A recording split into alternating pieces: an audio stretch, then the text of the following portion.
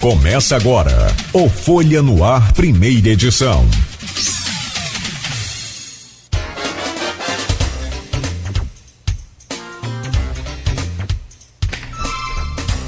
Quarta-feira, 13 de setembro de 2023. Começa agora pela Folha FM, o Folha no Ar, primeira edição, o Folha no Ar desta quarta-feira, dia 13, ao vivo, aqui pelo rádio em 98,3, ao vivo também pelas redes sociais, Face, YouTube, Instagram, pela Twitch TV. Daqui a pouco teremos o podcast do programa e logo mais reprise na Plena TV. São 7h05 em Campos. Muito bom dia, sejam todos bem-vindos a esta edição, uma edição do programa especial com a pauta e as atenções da nossa bancada, de todo o grupo, para as eleições, a eleição de reitor na UENF. Para quem já acompanha aí as redes sociais, já vou registrar o Rodrigo, aliás, é que está registrando tudo aqui, né, ao lado da gente, para compor essa bancada, que hoje vai conversar com o professor Carlão Rezende. E aí a gente vai abrir o programa, daqui a pouco a gente vai falar todos os detalhes desta, que é a primeira entrevista. Amanhã teremos a segunda, são 2 candidatos que concorrem à eleição da UENF, o Carlão Rezende, o Carlos Eduardo Rezende, e a professora Rosana Rodrigues também concorre aí à eleição na UENF, eleição que acontece agora em 2 dias, né? No dia 16 próximo e no dia 19 também, para finalizar com todos os campi. Já, Carlão, vamos trazer o seu bom dia e registrar toda a pauta de hoje aqui, só confirmar a sua presença e justificar o Rodrigo que está aqui compondo hoje essa imagem com a gente e essa bancada também, claro. Isso. Para você que está ligado aqui na Folha FM, o Instituto Nacional de Meteorologia prevê para hoje tempo bom, aliás, calor, né? 31 graus de máxima, 20 de mínima. Agora faz 22 graus aqui no centro de Campos, que tem um movimento intenso pela área central, e com destaque aí para 15 de novembro, que segue ainda interditada. Havia até uma previsão de poder ser liberada hoje, mas não vai ser liberado, vai receber toda a sinalização horizontal e vertical. No programa de hoje, como a gente já anunciou, além do Rodrigo Gonçalves da bancada, nós temos o Aloysio Abreu Barbosa e contamos também com o Edmundo Siqueira, jornalista e colaborador aqui da Folha da Manhã, da Folha FM também e do portal Folha 1. E essa bancada hoje tem o prazer de receber o professor Carlos Eduardo Rezende, o Carlão, que é professor da UENF e candidato a reitor, como a gente já falou. As entrevistas acontecem pela ordem de sorteio. Conforme foi na semana do dia 4, fizemos o sorteio virtualmente com a presença dos 2 candidatos.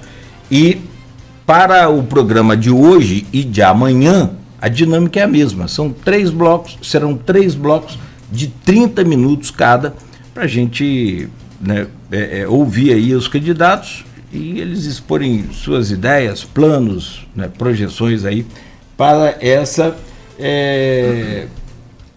que é uma das universidades, na minha opinião, mais importante do Brasil, mas seguramente uma das mais importantes do estado e do país também. Na pauta, e essa pauta que é a mesma hoje e amanhã, vamos falar sobre evasão, expansão e inclusão com segurança e transporte. Segundo bloco, voltado aí para as atenções para o Solar dos Jesuítas, que é onde abriga aí o Arquivo Público Municipal de Campos, a Vila Maria e ainda as pesquisas na interação com o município, as pesquisas realizadas pelos cientistas da UENF. Por fim, o professor Carlão fala da dedicação exclusiva dos servidores da UENF e ainda a relação com o servidor e também com os poderes em Campos e no Rio de Janeiro. O programa é oferecido por Coagro, a cooperativa dos nossos produtores, Proteus, serviços de saúde e medicina ocupacional, qualidade certificada ISO 9001-2015, Unimed Campos, cuidar de você. Esse é o plano. Laboratório Plínio Bacelar e vacina Plínio Bacelar. Com o aplicativo exclusivo aí do Laboratório Plínio Bacelar, você pode acompanhar todos os resultados de exames, histórico e muito mais. Aproveite, baixe o app aí na sua lojinha de aplicativos e tenha mais esse benefício. Hoje é quarta-feira, dia do jornal Folha da Manhã, nas bancas desde cedo e também nas casas dos assinantes. Na capa da Folha, homem é preso na Baixada por estuprar neta de 2 anos. Denúncia foi feita na DEAM pela mãe da criança, após ela se queixar de dores na região genital. Mulheres na política, de olho nas mudanças da reforma eleitoral. Campos busca representatividade. Ainda na Folha, furto causa prejuízos e compromete serviços. Tá aqui na capa da Folha, a imagem de destaque aqui é ousadia em prática rotineira em Campos. Ladrões agem em diversos bairros, inclusive à luz do dia. Em 3 dias, 5 homicídios em Campos. Preso depois de atropelar grupo em São João da Barra. Concurso da Guarda gera expectativa. Feriadão com 39 acidentes em trecho da BR-101. Também é destaque na capa da Folha. Teatro SESI recebe João Cavalcante nesta sexta-feira. E para fechar, destaque também aqui na capa, política Goitacá e os limites do decoro. Disputa e pacificação aí já no pleito eleitoral do município, a prefeito e vereador também. Campista na seleção brasileira de basquete. IMEC libera recursos para projetos do IFE, mais de 5 milhões de reais. O Jefferson Manhã está aqui na capa, naturalmente feliz e contente com essa situação. Bom, deixa eu trazer o bom dia do nosso convidado hoje, conforme a gente já falou, toda a dinâmica, todo o procedimento aqui do programa foi já definido em sorteio. O Carlos Rezende é o convidado desta quarta-feira do Folha no Ar para falar sobre a Universidade Estadual do Norte Fluminense e essa eleição que acontece agora, uma parte nesse fim de semana e a outra no dia 19, que pega Macaé, pega também outros campi aí da UENF. Professor Carlos Rezende, bom dia, bem-vindo, prazer recebê-lo. Bom dia, Cláudio, bom dia a todos os colegas aqui na Folha e também a toda a audiência. Saudar também a comunidade da UENF, professores, técnicos, alunos, e também a minha candidata a vice-reitora, a Daniela, que está nos ouvindo certamente, e dizer que esse é um momento muito importante para a universidade, onde se escolhe, obviamente, aquele ou aquela que ficará à frente da universidade por 4 anos. E a gente acredita que a alteração de poder ao longo desse período é fundamental, e a comunidade clama, obviamente, por uma mudança nesse momento onde se escolherá o próximo reitor da instituição. Perfeito. Carlão, só registrar, a sua chapa é a chapa 30. E é formada por você, professor Carlos Eduardo Rezende, e pela sua candidata a vice, Daniela Barros de Oliveira. 30 em homenagem aos 30 anos da UENF. Ah, perfeito, perfeito. Deixa eu começar aqui esse cumprimento aqui, esse bom dia, registrar o prazer. Hoje o prazer é maior, estou aqui mais perto do Rodrigo, para a gente aproveitar essa bancada. Rodrigão? Bom dia, bem-vindo. Sempre bom ficar perto das pessoas boas, Não é, enfim, não é todo dia que a gente tem essa oportunidade. O problema bom dia, é que aqui eu tô de frente para a câmera o tempo todo, Então não tem nem como fazer, discordar, tem que concordar, sorrir. Você não tem o mesmo prazer do que eu tô tendo aqui hoje, Não, claro que eu sempre tenho. Rodrigo, bom dia, bem-vindo, tá? Obrigado pela presença. Bom dia, Cláudio. É um prazer dividir esse espaço com você aqui e também com a Luísa, e hoje em especial com o Edmundo, recebendo o professor Carlão, né? E com certeza vai ser uma entrevista muito bacana, muita gente ouvindo, tem muitos amigos lá na UENF que já me pediram para mandar qual era o link para eles poderem acompanhar, né? E ajudaram a gente também na formação dessa pauta, né, Luiz? Para que a gente pudesse hoje estar conversando com o Carlão e amanhã com outra candidata. Não tenha dúvida, de extrair o melhor e eu acho que esse programa tem uma importância muito grande, justamente no sentido de fazer aquela aproximação, de extrapolar os muros, tanto para lá quanto para cá, né? E a gente ter, na verdade, aqui pontes construídos através dessa troca de ideias e de busca de informação. Outro também que compõe a nossa bancada hoje, o Edmundo Siqueira, jornalista, funcionário público federal e colaborador também do Grupo Folha. Está sempre aqui com a gente. Edmundo, bom dia, prazer imenso recebê-lo aqui no programa hoje. Bom dia Beto, bom dia Rodrigo, Cláudio, o Aloysio e o Carlão aqui com a gente, para o nosso entrevistado, para falar de uma... Bom dia a todos que nos veem e nos ouvem, né? E para falar da UENF, que acho que Campos precisa muito trazer as universidades, não só a UENF, como todo o corpo acadêmico, para a discussão. Então, parabenizar o Grupo Folha por sempre abrir esses espaços. E é um prazer estar aqui. Bom dia a todos. Não estamos tão perto quanto eu e o Rodrigo aqui de você, mas é um prazer sempre. Obrigado. Meu caro Aloysio Abreu Barbosa, bom dia, seja bem-vindo também. Hoje, né, bancada bem completa para a gente conversar aqui. E como será também amanhã, assim como a pauta também, né, se repetirá. Bom dia, Aloysio, bem-vindo. Bom dia, Cláudio Nogueira, bom dia, professor Carlão, obrigado pela presença. Vamos poder conversar um pouco nesses 3 blocos aí sobre propostas, ideias para a UENF, amanhã com a Rosana. Democracia se constrói assim. Bom dia, Beto na técnica, Rodrigo, aí empolerado ao lado de Nogueira. Bom dia, Edmundo Siqueira.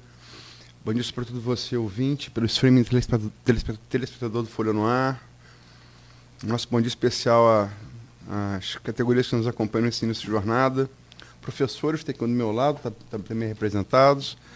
Os pais de aluno que vão levar bem cedo as crianças às escolas, os taxistas, motorista de aplicativo. E fazer um adendo pessoal, não é um dia muito feliz para mim hoje. Meu filho hoje completa 4 meses de falecido. Ele faleceu precocemente dia 13 de maio. Ajudou muito aqui nesse programa, teve muitas vezes aqui comigo, fez muitos flashes pro Folha no Ar. Então a melhor maneira de manter vivo o seu legado é a gente estar aqui levando essa história de jornalismo e, como Edmundo disse, fundamentalmente aproximando a universidade da sociedade, porque o que não falta é assunto sério para a gente tratar, né? E precisamos muito da contribuição do Polo Universitário de Campos, que se deu a partir da criação da UENF há 30 anos. Carlão, eu vou abrir com uma pergunta de um colega seu, feita aqui no grupo de WhatsApp deste programa do Blog Opiniões, o cientista político Hamilton Garcia. Ele pergunta aqui a você: caro Carlão, gostaria que nos explicasse o caráter de coalizão da Chapa 30, Carlão, Daniela, que congrega apoiadores do ex-candidato professor Medina, além de ex-reitores como o professor Almir. Ele não cita aqui, mas é hoje secretário de Agricultura de Campos, né? E como ela pode ajudar, essa coalizão pode ajudar, a consolidar o projeto de Darcy Ribeiro de uma universidade inclusiva, mas não populista, ele coloca populista entre aspas, ao mesmo tempo que desenvolvimentista, sem as amarras ideológicas que nos impedem de liderar o processo de inovação de micro e macro esfera social e econômica. Obrigado, Hamilton, pela pergunta. Quando começou o processo eleitoral na UENF, algumas pessoas me procuraram, inclusive o Almir, né, perguntando se eu teria, obviamente, vontade e disponibilidade de enfrentar, obviamente, uma nova candidatura, como foi em 2019. Né? Eu falei que sim, porque eu estou num momento da minha vida acadêmica onde eu, obviamente, abrirei mão da minha vida acadêmica para me dedicar integralmente ao resgate do projeto original de Darcy Ribeiro e, obviamente, fazendo as devidas correções de rumo. Né? Então, naquele momento, eu comecei a conversar com várias pessoas, até que um dia sentamos todos nós numa mesa, eu, Medina, o próprio Hamilton, o Almir e várias outras pessoas, e nesse sentido resolvemos consolidar uma única candidatura, né, ao invés de termos duas, como foi da outra vez, o Medina de um lado, eu do outro, contra, obviamente, a continuidade do governo, da gestão do professor Passoni, né, que foi o caso do Raul. Né? Então, nós nos unimos, obviamente, para fazer uma candidatura que somasse, obviamente, da diversidade dos apoiadores que ali estavam juntos comigo e, obviamente, com o Medina naquela ocasião. Inclusive, cabe ressaltar que naquela ocasião a comunidade se dividiu igualmente entre eu e o Medina. Né? Nós tivemos literalmente o mesmo número de votação. Né? Eu fiquei para o segundo turno, tendo em vista, vamos dizer assim, a minha experiência, né? A idade maior, e que me fez permanecer, então, no segundo turno, perdendo por muito pouco o voto em relação aos docentes. Se eu tivesse tido mais uns 5 votos, eu teria vencido aquela eleição. Mas, enfim, isso é passado. Né? Agora, na realidade, sobre essa questão do espectro assim, ideológico, isso é muito amplo dentro da UENF, né, ou dentro da sociedade como um todo, mas o que nos une é um ideal institucional. Essa é a diferença, eu diria, mais marcante. Todos querem avançar na questão da política institucional, reforçando as relações com a sociedade, com o poder público municipal e, obviamente, com o poder público nas esferas estadual e federal também. Então, não é possível que a universidade se apresente de uma forma equivocada para as lideranças da região, tendo em vista que aqui viemos exatamente para realizar um processo de transformação. E ressalvo que não é só o Almir que me apoia, mas o primeiro reitor da UENF o professor Vanderlei de Souza, e o primeiro reitor eleito, o professor Salacier Bernardo, também me apoia, estão lá nas nossas redes, fazendo depoimentos muito impactantes sobre a nossa chapa e sobre a possibilidade, obviamente, de a gente liderar essa retomada junto a toda a comunidade da UENF. Professor, hoje um dos assuntos que a gente colocou aí é a questão da evasão que tem ocorrido de uma certa forma. Algumas pessoas falam, né, que antigamente a gente via turmas com 70 alunos na UENF, hoje você vê turmas com 20 alunos, 15 alunos em alguns momentos. Isso pode ser explicado também pela questão da expansão das universidades, do próprio Instituto Federal Fluminense aqui em Campos, como a UF também, que só tinha o curso de serviço social e hoje tem uma amplitude maior. Mas como fazer da excelência que a UENF tem, esse reconhecimento inclusive internacional, de fato esse atrativo, e por que hoje está acontecendo essa evasão na UENF? Por que os alunos não se sentem tão atraídos pela UENF hoje? Pois essa é uma boa pergunta. E tem sido muito discutido internamente em todas as reuniões que eu tenho feito. Né? Na realidade, isso vai ter que ser um esforço muito forte para a gente fazer uma retomada, obviamente, da procura. É muito difícil de explicar porque uma universidade pública que possui várias políticas de permanência do estudante na universidade tem tido uma procura, primeiro, pequena. Tá? Nós temos cursos que têm uma entrada muito pequena e presenciamos esse fenômeno da evasão. Recentemente estive na Universidade Vila Velha, a posse de um ex-professor da UENF que optou para ir para a iniciativa privada, tendo em vista que ele foi convidado de uma forma que ele não pôde, obviamente, negar, e questões salariais, obviamente. E lá, depois da pandemia, a universidade aumentou 3 mil alunos. Né? Então, Rodrigo, eu acho que a gente tem que dar uma olhada, porque é multifatorial essa questão. Eu acho que a universidade tem que se modernizar também na graduação. Recentemente foram comprados vários equipamentos para pesquisa, mas faltou um pouco de atenção na graduação. Né?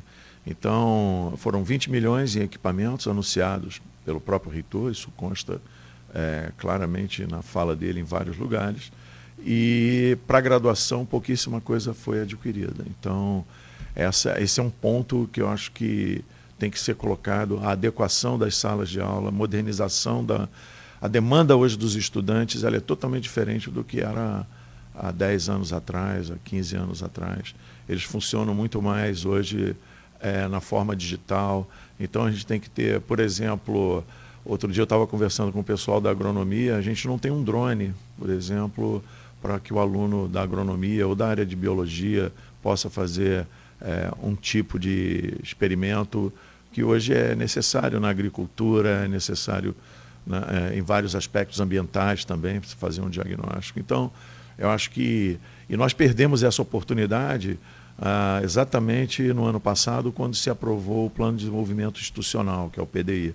Foi um plano extremamente burocrático, que não avançou, obviamente, na modernização dos nossos cursos. E os alunos percebem isso, né? Obviamente. Então, como você disse, temos ampliação dos cursos aqui na região, né? Mas não é possível que uma universidade privada tenha mais procura do que uma universidade pública nos moldes da UENF, com tantas políticas de permanência dos estudantes dentro da universidade. Então a gente tem que realmente fazer uma reflexão muito forte sobre essa questão. E colocando um ponto também, houve um descaso muito grande ao longo desses últimos 8 anos em relação ao ensino à distância. Hoje nós temos o equivalente de estudantes no ensino à distância ao do presencial. Visitando os polos onde a UENF é responsável pelos cursos de biologia, pedagogia e química, há uma reclamação muito similar em todos os polos. A falta de atenção que a instituição promoveu por esses estudantes é uma coisa que realmente é muito séria, né?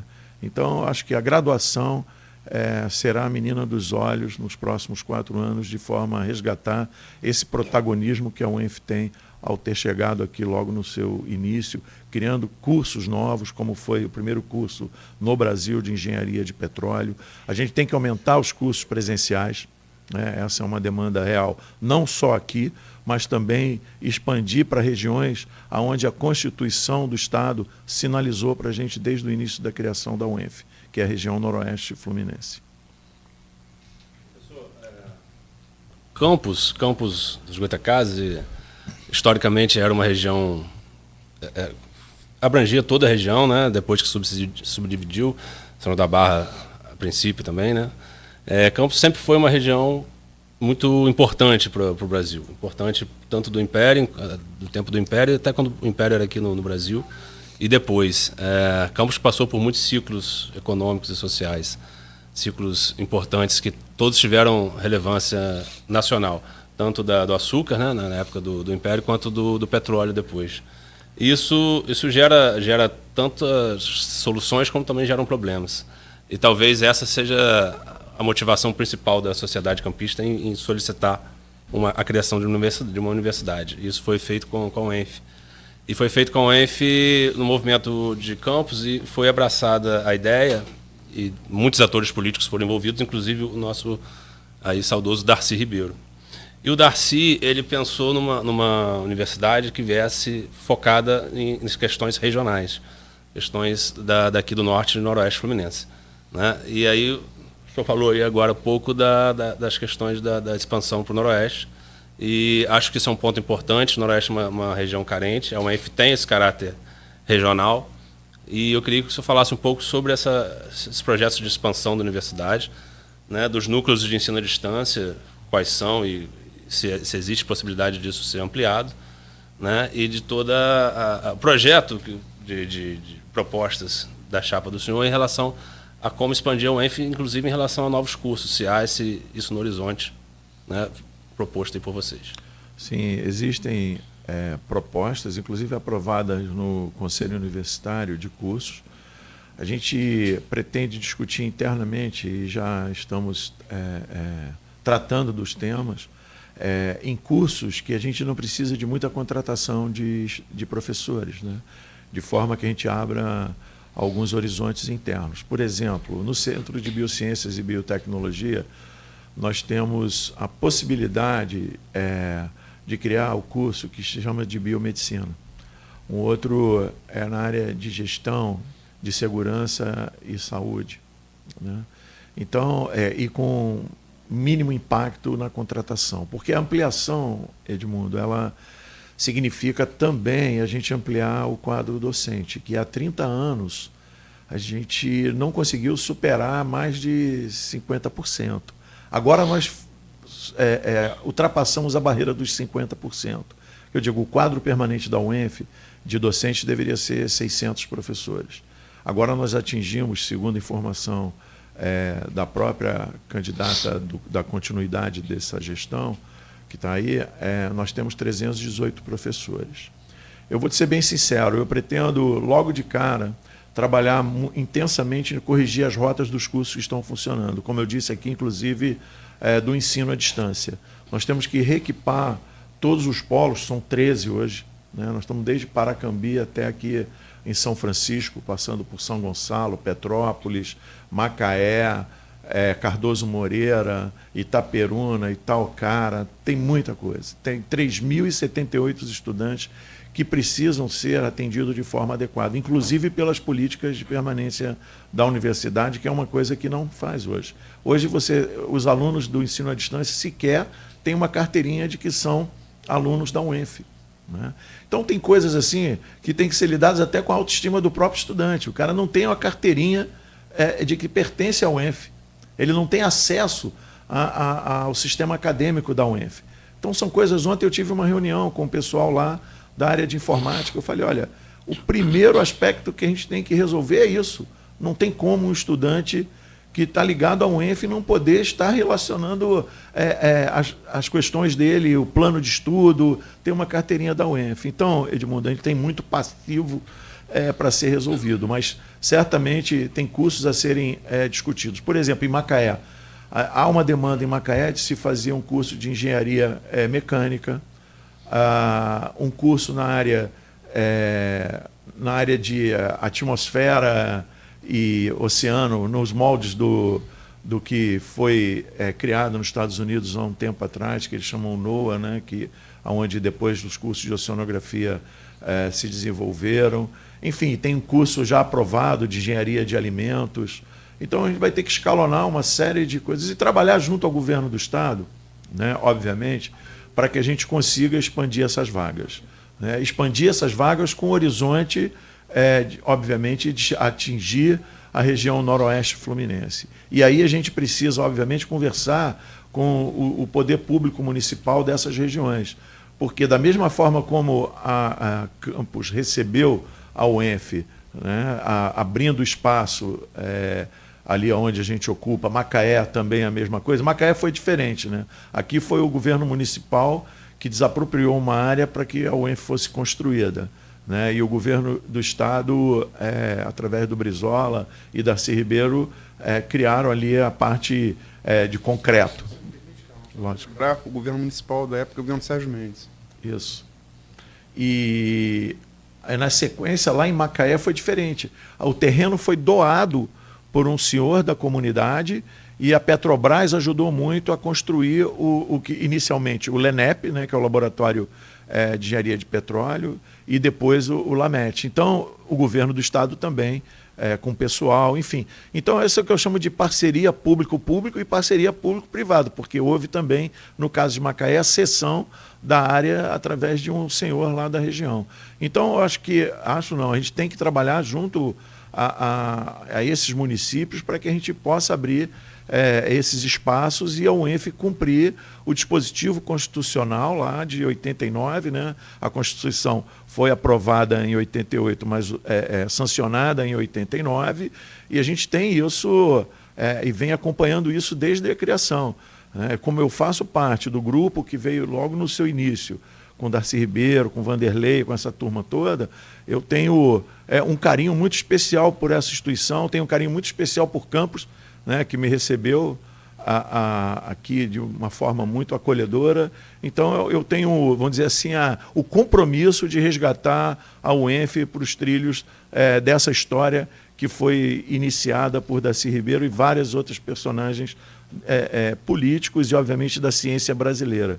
Então, me honra muito os apoios que eu tenho recebido de pessoas que estão lá no nosso Instagram e que fazem parte da ciência brasileira contemporânea e são destaques realmente e protagonistas na educação e na ciência. Então, essa ampliação da ação da UENF, mas de forma ordenada e respeitando, obviamente, o que a gente precisa de forma consolidada os nossos estudantes, será realmente uma das nossas missões mais importantes nesse início de gestão. Professor Carlos Rezende, sobre essa questão da expansão, tem um tema aqui muito propício. Aliás, já o queijo e a faca na mão, só falta partir. Desde 2013, a Escola Técnica Agrícola Antônio Sarlo entrou nessa institucionalização da UENF para virar uma expansão ali da UENF, pegando esse tema agora. E aí, até o professor Marcelo coloca aqui, já que cumpriu todas as exigências, aquela fazenda aldeia ali onde está a sede, e nós temos a vocação agrícola no município. São 10 anos sem virar realidade, enquanto isso o colégio sofre naturalmente com todas as dificuldades. E o Marcelo coloca até aqui nas redes sociais, saudações aí a todos, bom dia, e ele relata, desde 2013, exatamente. Então, então a fazenda já pertence até ao UENF. O que é possível fazer, e aí já nessa questão dos seus planos, para transformar isso aí em realidade, porque parece que só falta agora o governador sancionar esse projeto? Bom, desde 2019 eu tenho falado que a UENF tem uma dívida histórica com Guarulhos, né? Eu sou de Niterói, né? Falo que Guarulhos é Niterói, então esse meu coração fica mais incomodado de que a gente tem que trabalhar para o lado de lá da ponte. Né? O colégio, eu sempre falei, desde 2019, quando essa discussão foi um pouco mais intensa, de que aquela área ali é uma área importante para a gente resgatar, inclusive, o protagonismo da escola agrícola, que sempre foi muito importante. Na UENF, nós temos cursos de pedagogia, nós temos cursos de biologia, cursos de agronomia e veterinária.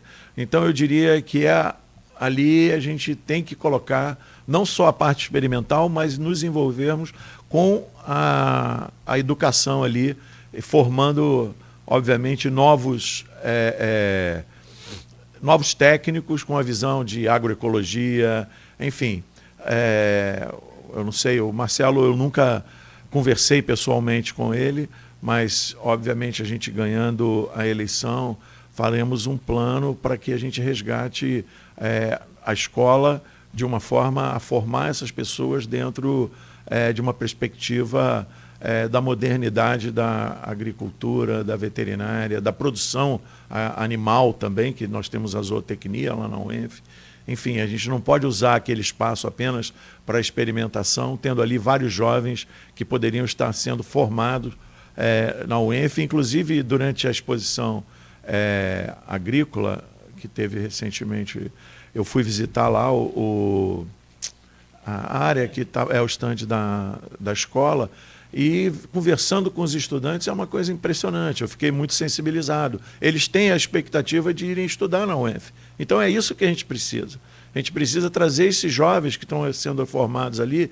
Então, por exemplo, no plano inicial da UENF, tinha lá a criação da escola, né, de aplicação. Né? Quando eu vim para a UENF, eu falei assim, poxa, se isso acontecer vai ser ótimo, né? Porque os meus filhos vão poder estudar junto com todos os cidadãos, né? Sem ter que ir para uma escola privada, e ali é um falso ambiente onde só parte da sociedade está ali, né? E antigamente o Liceu Nilo Peçanha, né, sempre foi uma escola muito... Niterói, aqui, em todos os lugares, sempre foi uma escola que atendia vários segmentos da sociedade, e isso trazia o jovem para a realidade social. Então, eu vejo assim, aquela ideia do Darcy, da escola de aplicação, ela pode ser a realidade futura do colégio agrícola, né? Numa perspectiva diferente um pouco, mas eu acho que a gente tem que conduzir Só para, desculpa, Rodrigo, só para situar a gente aqui, faltam 9 minutos e meio para o final desse bloco. Tem Mais que ter rápido. preocupação com o tempo por conta da equidade entre os dois candidatos. Né? Perfeito. A gente vai falando um pouco sobre a questão de inclusão, cota, e aí tem uma pergunta um comentário feito pelo Henrique da Hora, que é professor e também lá do Tec Campus, e ele fala: assistiu o debate e o candidato foi apontado como autor de um parecer contra a política de cotas, citando um artigo científico. O candidato não negou, mas justificou. Poderia esclarecer o que houve e se houve mudança de posição? Qual a motivação daquele parecer negativo na ocasião? E aí eu já aproveito para perguntar, o senhor fala um pouco sobre isso e já emenda rapidamente para falar um pouco sobre essa questão da inclusão, principalmente dessa questão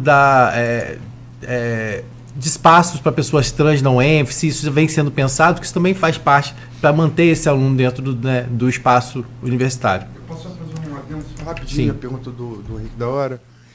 A Suprema Corte dos Estados Unidos, que serve de base a todos os demais do Ocidente, derrubou o sistema de cotas esse ano, né, que vinha desde os anos 90 no governo Bill Clinton, derrubou. E ele alegou que é inconstitucional.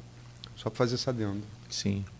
Acho que é importante as pessoas lerem exatamente o parecer, né, ao invés de pegar carona no que outros falaram. Né? Então, na realidade, eu não neguei. Eu falei que o meu parecer, ele não negava explicitamente isso. Eu falava que a lei de cotas, naquele momento, ela não representaria um resgate da educação brasileira. Né? Então, eu dizia isso com base na literatura. Né? Então, a lei de cotas, ela veio realmente para transformar, para incluir pessoas. Eu só alertei naquele momento, se ele leu o parecer integralmente, aparentemente ele não leu, né? Ele veria isso, que lá estava escrito que a gente deveria trabalhar no ensino, porque eu sou da época onde eu presenciei a fragmentação do ensino público como um todo. Né? Meus filhos acabaram tendo que estudar em escola privada, porque a escola pública foi praticamente destruída, salvo algumas exceções, como as escolas técnicas, como os colégios de aplicação, né? E mantendo determinadas situações muito específicas. Então é isso, eu não neguei, né, a lei de cotas, e como parecer, eu sou obrigado a apontar para diferentes perspectivas de uma política. Né? Então era essa a minha coisa. Sobre a questão da diversidade na universidade, nós vamos tratar da forma como a gente tem que tratar. Eu sou muito, vamos dizer assim, eu respeito muito a pauta da diversidade. Todas essas questões, Rodrigo, elas têm que ser tratadas nos colegiados. Eu acho que a UENF, como é a primeira universidade junto com a UERJ a abrir lei de cotas, ela foi protagonista de várias políticas, inclusive no parecer, né, que ele não leu, eu dizia o seguinte, eu dizia que a UENF, né, por ter os cursos de licenciatura naquela ocasião, ela já atendia ao que a lei de cotas previa. Essa é uma das coisas que estão lá no parecer. Né? Naquela ocasião eu já dizia isso. Né? Então, eu diria assim, essa questão não só de trans, né, ela está ligada também, tem coletivos negros, você tem vários tipos de coletivos que serão ouvidos. Serão, por exemplo, obviamente tratados dentro da pró-reitoria de assuntos comunitários. Né? Então, nós somos extremamente sensíveis a essas questões. Tivemos reuniões recentes com pessoas que estão ligadas a essas pautas. Né? Já venho tratando isso com colegas há muito tempo. Todas essas pautas identitárias estão nas nossas considerações. Né? Existem várias demandas dentro da universidade. E isso, na realidade, existem agora porque esses debates não foram feitos durante os últimos anos. E, obviamente, o momento da eleição é um momento emergente, onde essas pautas surgem, mas poderiam ter sido discutidas, porque esse assunto é um assunto que vem sendo debatido em muitas outras instituições. Então, faltou debate na universidade. A universidade não tem discutido ela mesma. Então, esse é um dos problemas que gera evasão dentro da universidade. Exatamente a falta de discussão de políticas internas e políticas de relação com a sociedade. Essa coisa da inclusão ela é muito ampla, né? Ela vai na questão de gênero, vai na questão racial, mas ela é muito mais ampla do que isso. Não há inclusão, por exemplo, sem transporte público adequado e sem segurança pública. Pessoa que não tem dinheiro para comprar um Uber, para pagar um Uber, pagar, ela vai ter que esperar no ponto. Passa alguém ali, pode assaltá-la, pode rendê-la. Temos exemplo disso, inclusive aqui na área central no IF, né? Nem na UENF, que é mais afastado. Sim. Inclusive com homicídio de estudante. Então, a gente tem um exemplo que, em junho, o Gilberto Gomes, que foi presidente do DCE da UENF, e é hoje assessor parlamentar do Lindenberg, ele propôs uma emenda para adquirir um ônibus para a UENF. Isso gerou muita repercussão no meio acadêmico da UENF, mas, no entanto, fora dele, houve quem questionasse, e com um critério técnico, que é o caso do arquiteto urbanista Renato Siqueira. Como é que você vê essa questão e se eleito reitor, o que você faria para tentar melhorar essas duas questões fundamentais, transporte público e segurança? Bom, o transporte público, a gente teria que conversar com o município, né? Porque o Gilberto propôs um ônibus para atender só... Não, pois é, eu vou chegar lá. Vamos lá. Né? A gente tem que tratar junto ao município várias coisas. Né? A questão da frequência do transporte para aquela região ali, né? A questão de segurança mesmo, sabe? A questão do quebra-molas, aquele sinal ali da rotatória em frente ao UENF, ninguém respeita aquele sinal. Então, quer dizer, é uma série de coisas. Agora, indo ao ponto do ônibus, né? Se comprar, né? A UENF, seja através de aditivo aí de pauta parlamentar ou através do orçamento da UENF, o que a gente pensa é fazer o que algumas instituições fazem, né?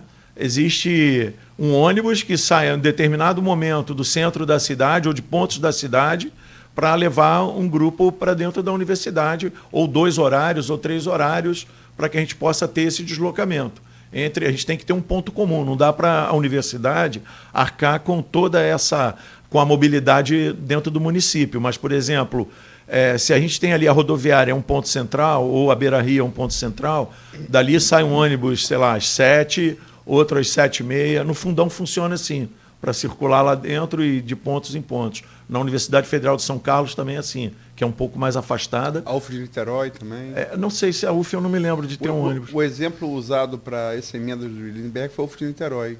Bom, então, eu saí da UF já tem bastante tempo. Então, é uma novidade boa. Pois é, então, eu acho que não tem que reinventar. Existem exemplos em vários lugares.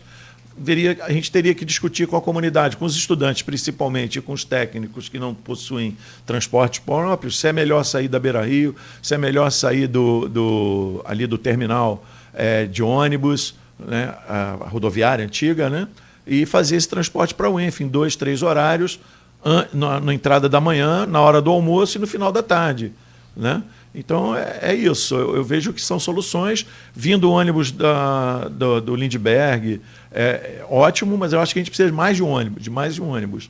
A UENF precisa não só de ônibus para esse tipo de atividade, como para as nossas atividades de campo, para levar os alunos para o campo para fazer experimentos e aulas práticas. Tem um minuto ainda, a questão específica da segurança, Carlão. Olha, a segurança é uma coisa que realmente é muito séria, né? Não só... Agora, eu acho que é mais a parte externa, sabe? A parte interna, ela tem sido feita lá com a Polícia Militar, que é uma coisa muito questionada, inclusive, por parte da comunidade.